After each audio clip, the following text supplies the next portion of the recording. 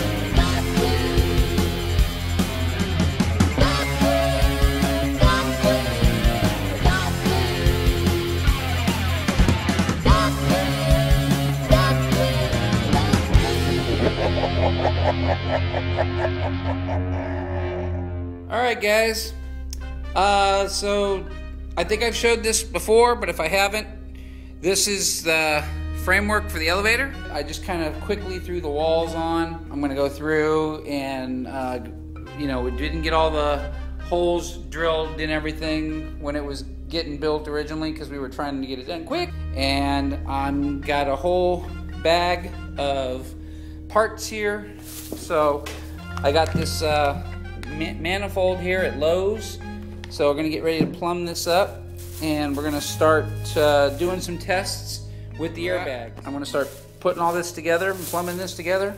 Got a bunch of hose here, so we're gonna get to it. We've got the BOUT box hooked up and we've got all of our air plumbing down here. This is kind of just temporary, guys, just to try this out. This probably isn't going to be what we're going to run with, but we just wanted to get the concept. So I had a 3/8" valve here. We'll probably make that bigger at some point. But we made a manifold. We've got all of our tubing in here. And we've got our dump valves on each airbag. And let's see what happens here. I've got a little program doing not much, but just push the button number 1 and we'll see what it does. Okay, we're going up and down.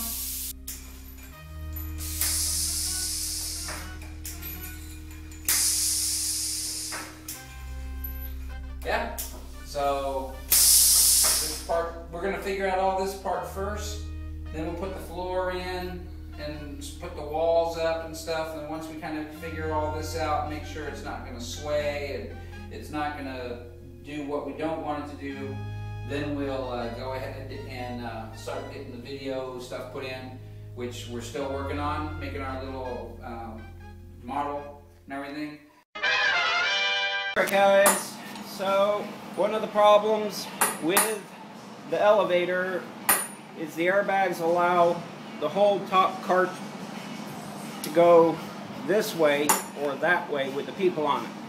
So what we're doing is we are making basically a vertical pin that this part here will ride in an alignment rider that will hold it in place. Experimental idea, we'll see how it goes. We're using 1/2" pipe as our pin and 1" threaded pipe will be welded to the top half here, right here, and then the pipe will go up through the 1 inch, and then that will hold this guy and keep it from going this way or that way. We hope. We hope. We'll see what's going to end up happening, but we got to get this done because I'm really worried that the elevator may not happen if we don't figure this out.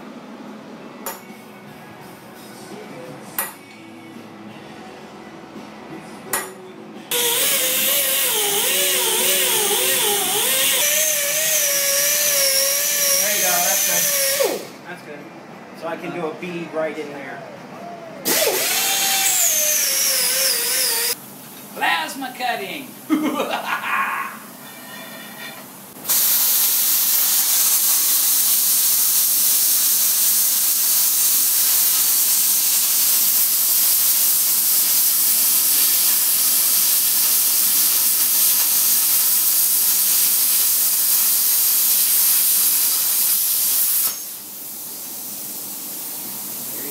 That Looks good. Looks real good. Alright guys, epic fail here. The idea of using the 1/2 inch coupling down here, going up to the top and using a 1 inch coupling, why we didn't think about that. See, there's no gap there, guys. That's not going to work. That's right up against that. What we need to do is we got to take all these off after we welded them all and I got them all plasma cut off and everything. Start over. We're going to have to go ahead and take these off. We're going to put 1 inch couplings down here, and then we'll put a 1/2 inch adapter on the inside of that 1 inch coupling so that that 1 inch coupling will then line up with the one that we're going to put up here, because this one here eventually is going to have a PVC insert. And that will allow this pipe to slide up and down inside with no friction, and it won't be touching this, it'll be touching the PVC. As it is right now, you see this pipe is, it's kind of bent in there because of the angle, and then when it comes up here, there's just nowhere for it to go. So even if we left it that way, it would still be rubbing on this pipe, and it's not going to go up and down smoothly like we need it to. This is the whole anti-sway thing. So we need this to be smooth, and like I said, this is a what do you call it? A learning experience. There we go. Yeah, I mean we've never done something like this before to modify this. So back to the hardware store. We'll get some more of the 1 inch couplings, and we got to go over and take all of the, what is it, lead paint or whatever? Zinc off of them by grinding that off so that the welding doesn't kill us.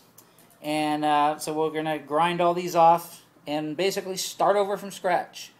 But hey, we did it, so we know what we need to do now. And hopefully we have this thing done in a couple of hours. A couple hour back set, but we've got to make it right. Okay, more later.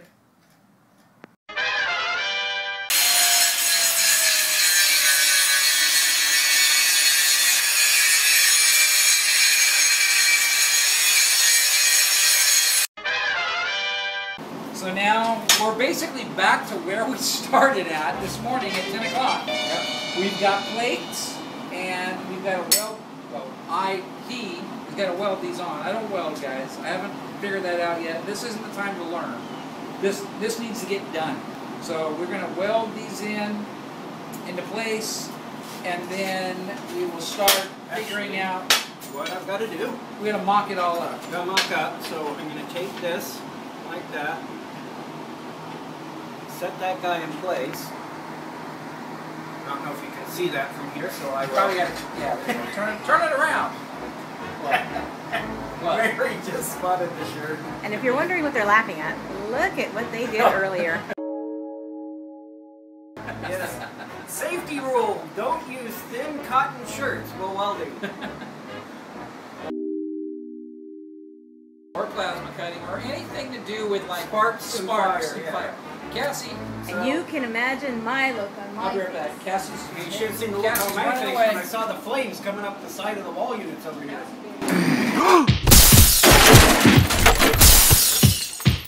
He wants to say hi. Say hi, baby. Say hi, baby. Say hi. Say hi. She says hi. Say hi. Hi, hi. Say hi. Say hi, Diablo. I'm causing trouble. Woo! So I'm going to have these mocked up. This will be tacked to here. Once this is tacked onto here like this, we will then take these and remount them down here. And it will be welded in place like so. We had an issue with Rev 1 of our stabilizers. These guys here, they're too close to the edge. We can't get the bars up and be able to mount them to here. So, take two. We got these bars here.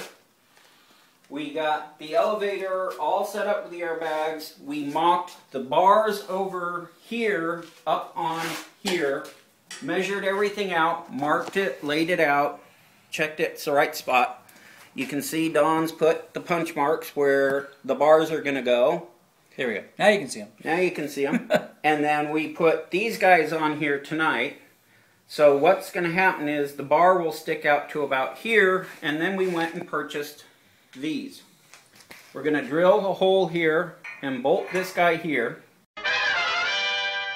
Alright guys, so today we got the couplings welded on. So remember we had the ones down here and that was too close. So as you can see, we've moved it out over to here. And we got that bar put in there today. And we got this second bar right here put in today. And now we are getting ready to drill out this plate, like right here. Because we got to punch a hole through it. And then we'll put in one of these guys right here. And that'll go like through that hole and then into one of these guys here with a pipe on it.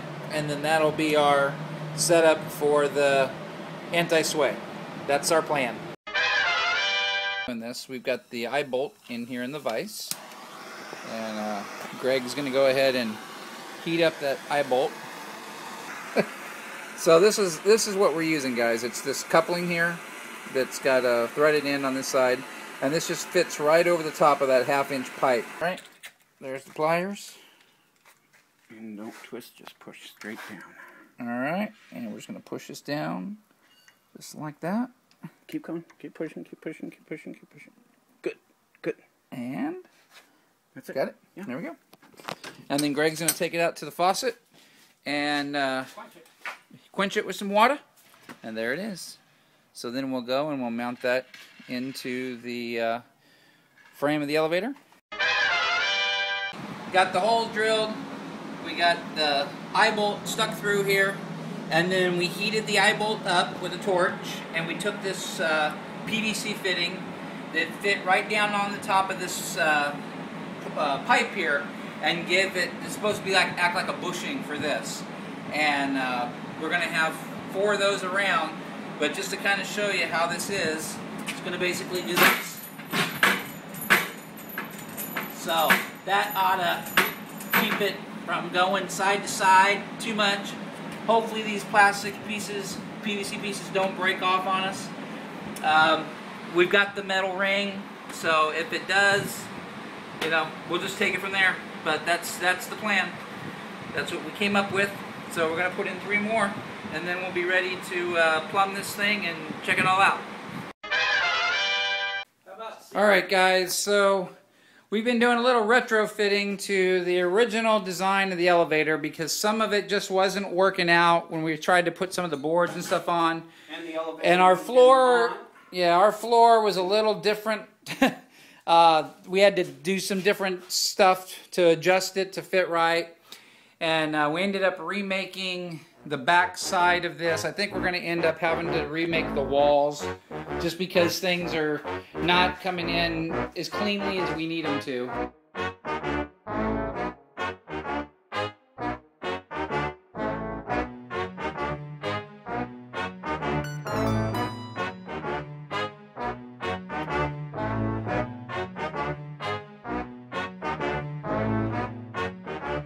We made that back wall back there that's hiding. So we're getting ready now to redo the side walls.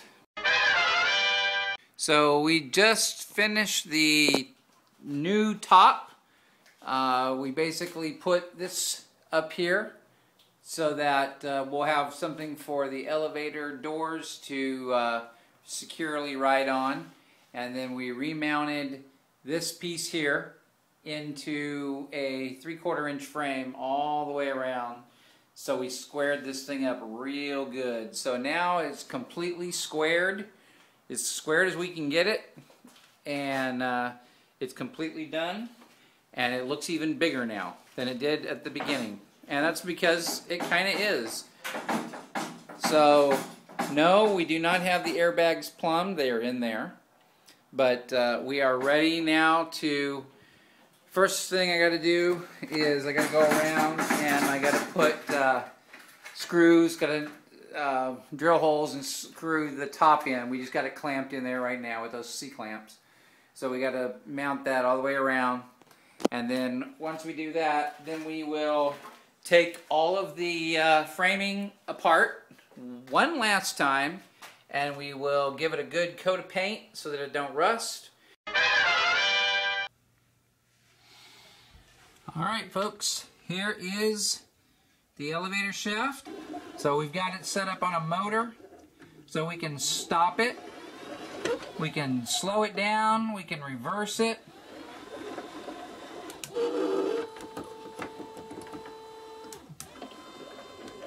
Kind of came off of its tracks there a little bit. But it's still... So that's what it's going to do. It's going to film that back wall there in that camera. Right there as it's going up. And then this top camera is going to get that shot there as it's going up. Yes, and we put in the flash tracker so we could have some fun with that. There's the electrical boxes. We got those in, got the little handle on them. Got the thing up at the top there. It's not spinning. There we go. We want that to be spinning. Alright, let me take you up top and I'll show you the little mechanism that we built up on top here. Woohoo! Alright, so what we've got is a pulse width modulator. And Greg wired up a switch that will allow us to go frontwards and backwards. We basically took a wiper motor and some nuts and bolts and some washers, and we made a little thing that goes down to that pulley.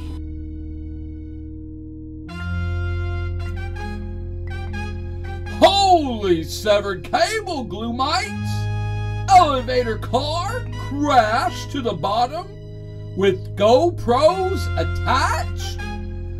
Are the Gothgloom trio doomed to failure? Tune in tomorrow! Yeah, right. You're not gonna see that till after Transworld. Who you kidding? Tune in after Transworld for the continuing saga of...